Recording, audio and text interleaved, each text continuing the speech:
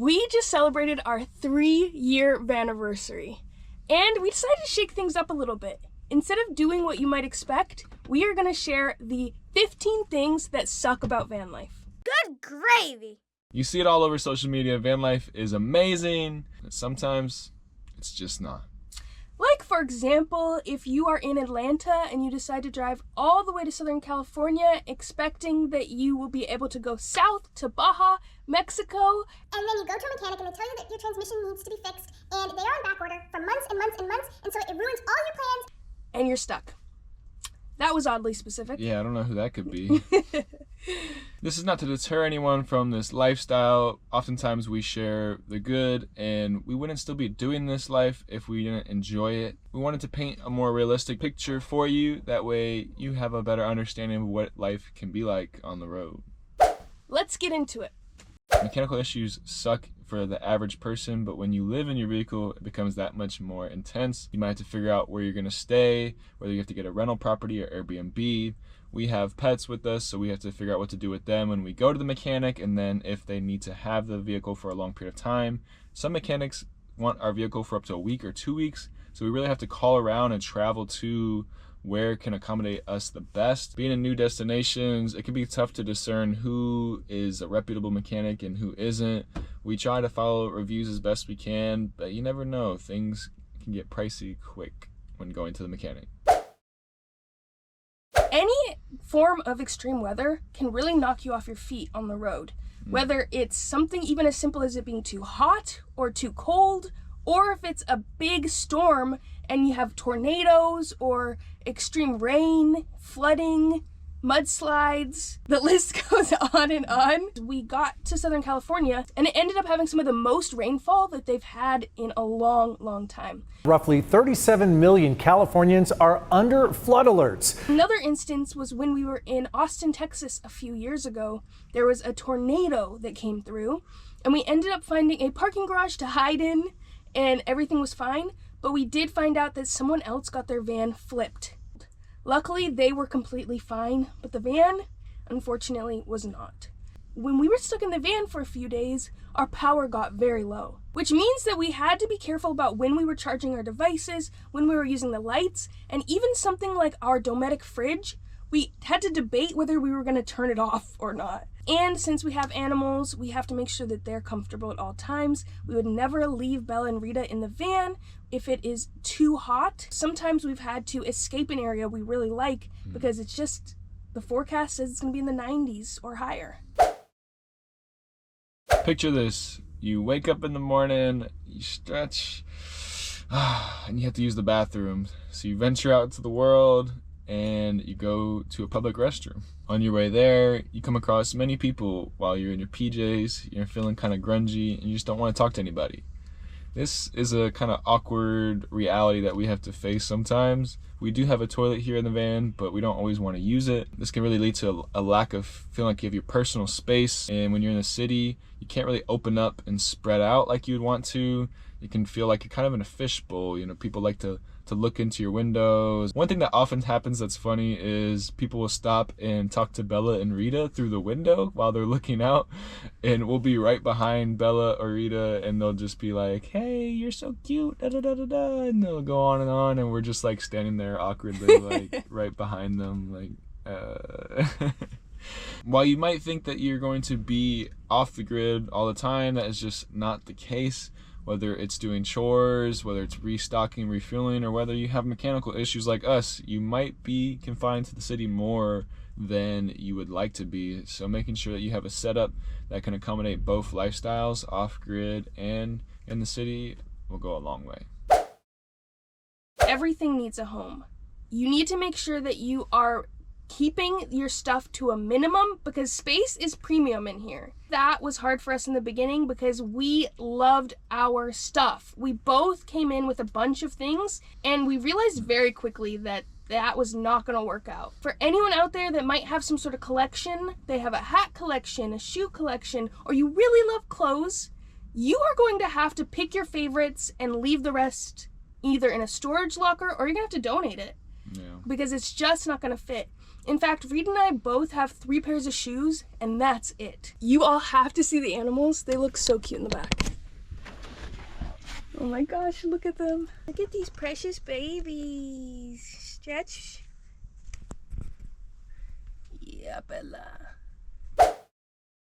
Getting sick is a real drag whether you live in a house or on the road, but on the road it can present some unique challenges. You might be forced to drive places while feeling unwell. I've had food poisoning and some other small illnesses. I've wanted to stay in the bed, and thankfully I have a partner that can drive and take care of me. If you need frequent access to a bathroom, you might consider parking somewhere that is close to a restroom or getting a rental, relying on friends and family to help and assist you. So yeah, getting sick is no fun. So take care of yourself out there. Take your magnesium, take your vitamin D. You're most likely going to camp in 2 different kinds of areas. You're going to be in the city, in urban spaces, or rural off-grid locations. Some of the inconveniences of the city are that you may not get great sleep. There's loud noises, all kinds of things that could keep you up throughout the night. Camping or staying overnight are prohibited. Sometimes the fear of getting the knock is worse than actually getting it. There's been many nights where we have worried if we were in a place that we could sleep. So always make sure that you're following local city ordinances. There's some places where it's illegal to live in your vehicle. Going off grid can be so rewarding. It always feels so nice to be in an open space. But unfortunately, getting there can be a challenge sometimes. A lot of times you might need a 4x4 to get there. You can spend an hour driving down bumpy roads just to get there and see that your spot is taken. That has happened more than once. Not having a home base presents unique challenges, like where do you get your packages sent? What do you do when it's time to vote? Anything that you have to register at a physical location. You're not going to have a normal doctor. You're not going to have a normal mechanic, dentist, things that happen on a reoccurring basis. You lose out on that while you're traveling. You lose out on having a sense of community in one area that you can build and foster or grow. You feel like you become more distant with your friends. It can be a little isolating and make you feel a little lonely. We recommend connecting with like-minded travelers because they understand your unique set of problems. Starlink has been a great resource for travelers to get Wi-Fi wherever they are, but there are certain times where it's not going to work. If you don't want to pay the monthly fee like us, you are going to have to rely on your cell service to get hotspots. That restricts you from where you can camp and where you can go. Working from the road requires a certain amount of flexibility and discipline. There's times where you're going to have to sacrifice work for play, and while that is obvious, when you're traveling, it can be a little bit harder to resist the temptation to go outside. Chore days in the van life is essential. This requires us to dump our gray water tanks. And if you don't know, gray water tanks are the water you get from doing your dishes. We have 2 5-gallon gray water tanks, and those can get smelly. Pour a lot of vinegar in there and swish it around. We have to fill up our 40-gallon water tank. We have to clean up the van. We need to get groceries and anything else that we have neglected during the week while we're working and doing other things. Something I didn't really think about is how fast smells can add up in the van. This is related to chore day with your gray water tanks and with our pee jug. But another part of this equation is when you're cooking good food, you might end up smelling like that food for a couple days or longer. If you think about any time that your house smells or your apartment, think about that and then make the space even smaller, and you're gonna get what I'm talking about. The amount of decisions you have to make in this lifestyle can really add up. Where to go, what to do, logistics of how you're gonna be spending your time. These are all things that you have to be thinking about constantly. When you wake up in the morning, if you're in a city, you're probably gonna have to leave the spot that you slept in to find somewhere else for the day.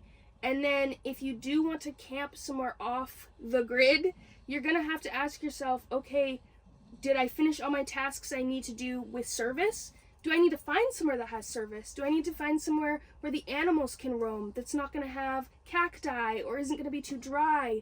Making sure that you find an area, bless you, Bella, making sure you find an area that can fit all of the needs that you have. You're having to constantly think about it. On a daily basis, these things might not seem like a lot, but day after day, If you're not mitigating these things, they add up and they can lead to burnout. Feeling safe is a high priority in any lifestyle. And on the road, it's something you're thinking about daily. When you're camped up in the city and you're in a new space, sometimes you don't know if the area is safe or not. So you have to do your research and your due diligence. And when you go off the grid, there are its own set of issues, whether it's with animals in the area, like bears, mountain lions, other predators, or just making sure you're safe. And if you have animals like us, making sure they're safe.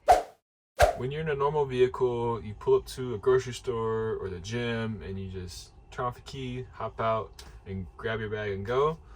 With us, you usually have to put up our window covers. We have our whole home with us, so it can provide some distractions. Before you drive, you always have to make sure you're drive ready. So anything that you've pulled out and set aside has to go back into its home. You can't just leave something on the counter and walk away. Van life can happen on such a wide array of budgets, which is amazing. We have people who have done their build and bought the van for under $10,000, but if you're gonna want all the bells and whistles in a fully kitted out van, it's gonna cost you. Gas can add up fast in the van, and there are some months early on when we weren't tracking things well enough that it cost us more to travel around in the van than it did when we were renting. Don't just expect that this lifestyle is going to be cheap. Make a prioritization chart and spend the money on things you think you need most. It's an indoor shower, it's a toilet, it's a kitchen, nice kitchen. Splurge on the things that are gonna make you most comfortable and then sacrifice the rest. Good point. Things like having wrinkly clothes all the time because you don't have a closet for your clothes, not being able to get things delivered to your house like food or packages, hot water for your showers or for doing dishes on cold nights, driving a lot. And if you like driving, then good for you, but if you don't, like me, then you're gonna have to rely on a partner or you're gonna have to figure out how to make that work. Also, your build might not be insured if you built it yourself versus if you got it built factory made. If you've gotten to the end of this video and you've watched this entire thing, first of all, thank you so much. Second of all, you might be asking yourself, why the heck do you two do van life? We've had so many incredible experiences on the road. In 3 years, we've traveled to 48 states. We have been to 2 countries, and ultimately, every lifestyle is going to have its pros and cons, and it's what you value and what you prioritize in your life. For us, that's travel, it's meeting incredible people, and it's pushing ourselves out of our comfort zones to see what we're made of. If you are interested in starting van life, we made a video called the 12 things you should know before starting van life. Give that a watch. We're going to put it in our description so that you can know more about what you're getting into, and we're going to see you on the next one. Goodbye. Bye.